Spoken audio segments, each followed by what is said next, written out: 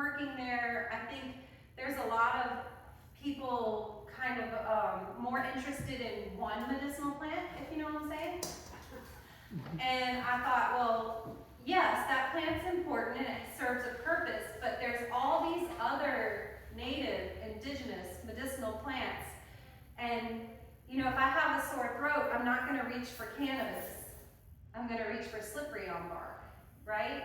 And so I created a course on Louisiana medicinal plants, about the native, indigenous medicinal plants of Louisiana.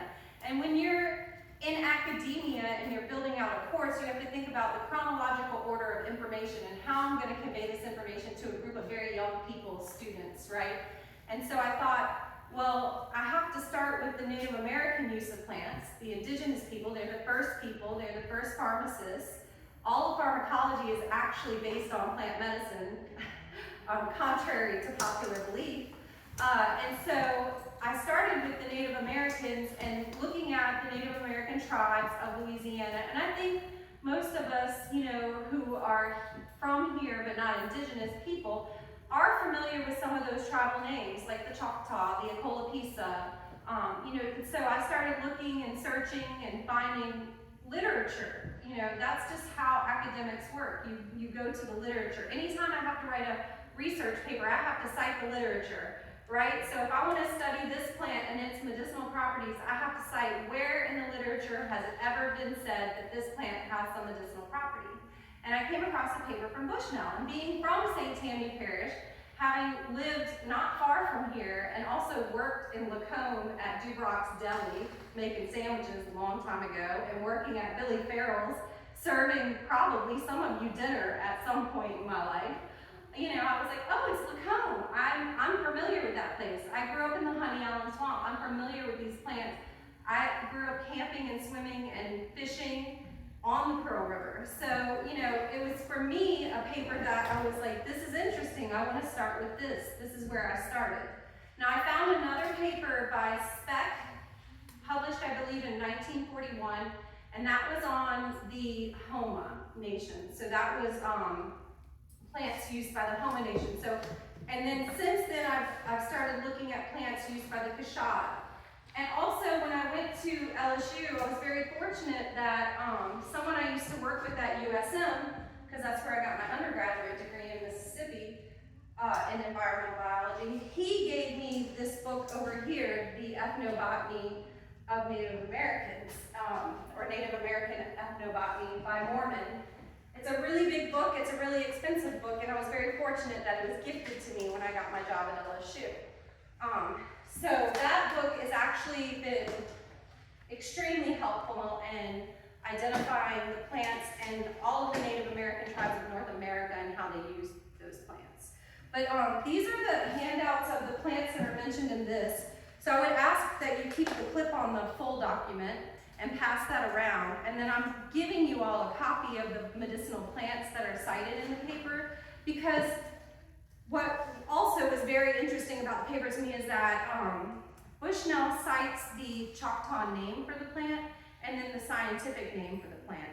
And so it helped me to identify the plant, but of course, I'm not Choctaw, I don't speak Choctaw language. And so I went to Tammy Greer, who I had known from Dr. Allen, the botanist I worked for before going to LSU. I worked for CSU, which is Colorado State University out at Fort Johnson.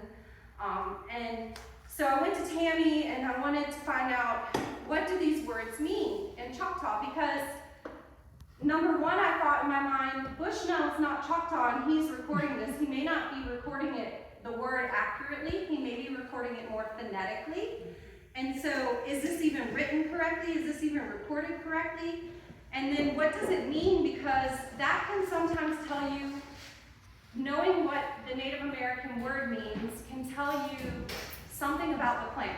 Maybe how it looked, what it was used for, you know, lots of different things. So that was interesting to me. So then Tammy said you should connect with Sierra and Jason Lewis, who's Choctaw, and he's in Mississippi. And I connected with them to try and learn what are these words and what do they mean, so that I can learn more about the plant and how the Native Americans use those plants, potentially.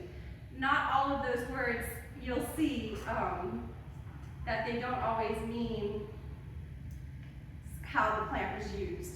So that's all I'm going to say about that. But so this is the paper, and you guys can just pass the stack around and take one and pass them down.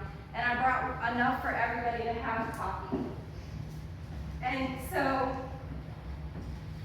the paper that was written by Bushnell was published in 1909. And before I start in my class, I always start with the land acknowledgement and remembrance of our ancestors. So I want to do that here today. I want to first acknowledge the original inhabitants of this land and my home, Louisiana, land through which the Mississippi River and many other waters flow. This is the land of the Acolapisa, Atacapaw, Appaloosa, Bayou, Caddo, Chitimacha, Choctaw, Coushatta, Houma, Natchez, Pointe-au-Chien, and Tunica, Biloxi. A place in New Orleans is known as Blanchard, the land of many tongues. Native peoples were the first and longest inhabitants of this land, and they have carried through generations the knowledge of the plants of our prairies, forests, swamps, marshes, beaches, barrier islands, and its medicine for centuries. This is medicine and sacred wisdom that healed and many and continues to heal to this day. And it's through the strength of this community of people and this special place and their intricate connection to nature on which our culture was built and has been preserved. And for me personally, each day is an honor to be on this spiritual and educational journey. And I want to acknowledge all of our ancestors and remember their stories. And so I did a class with my students, and Sierra and Jason were guest lecturers, and so they came and joined us. And I have a copy of that video that I'll be happy to share with anybody. After this, just get with me and I'll give you my email. And then I had some other people attend. Dr. Charles Allen, who's the botanist that I work for, he's a native plant specialist. He wrote several books, Edible Plants of the Gulf South, Tree Shrubs and Woody Vines, the award-winning Grasses of Louisiana, Wildflowers of Louisiana, and Plants for Butterflies and Moths of Louisiana. And then Dr. Blanchard, who has worked on the Cajun traiteur kind of medicine and understanding that. And that actually is based on a paper that was written by Charles Bienvenu that was a linguistic study. And it was a study on African American or Creole and Cajun French language. And it started as a linguistic studies, but he recorded over 500 different plant recipes and medicine through that community. So it's like he started with wanting to record the linguistics and how the linguistics have changed over time, but he, in doing so, recorded the plant medicine of the Cajuns and the Creoles in that community in St. Martin Parish. And then Dr. Blanchard cited his work, so that's why I invited him. And then I invited a few other people from the African American studies at LSU, and they attended. And there was an itinerary, but we don't need to look at that. So when I teach about the plants, I often give students what is called an herbarium sample. It's basically a plant library. And that helps them to understand plant taxonomy and how we identify plants. Plants have, well, I'll tell you this. My students, if I give them a plant collection, sometimes, like when I taught high school, they bring me one leaf. And I said, well, I can't do anything with one leaf. That's not enough. I have to have the leaves on the branch, because that's how we start to identify plants, is by their arrangement on the stem. And so there's some basic arrangements. So there's opposite, where the leaves come off directly opposite of each other on the stem, and then there's alternate, and then there's what's called whorled, where they go, I like to say around the world, but it's around the stem, right? But it's whorled, W-H-O-R-L-E-D. But it helps you to remember it, right, if I say it that way. So, and then you have simple leaves, and you have here a compound leaf. So this leaf is actually all of these leaflets. So that top leaf has 5 leaflets, and this leaf has 3 leaflets. And that can be confusing, right? Like, you're identifying the plant, and you're looking for a certain plant, and this one actually could have 3 or 5 leaflets to a leaf, which is a compound leaf. And it also has a different flower. Here you have a spade and spadix on this flower. So I like to start with the herbarium samples because they're laid flat and they can see the features. You might even see that there's some hairs along the stem here, or pubescence. So it helps the students to be able to understand identify plants and how we start this process of identifying these plants. This one is the Jack in the Pulpit, is probably what you would know it by. That's the common name. But I also point out to my students that you don't want to learn the common name because plants can have multiple common names. Like wax myrtle is also known as bayberry, but its scientific name would be Myrica cerifera, right? Cerifera, there you go. And so there's only one scientific name for a plant.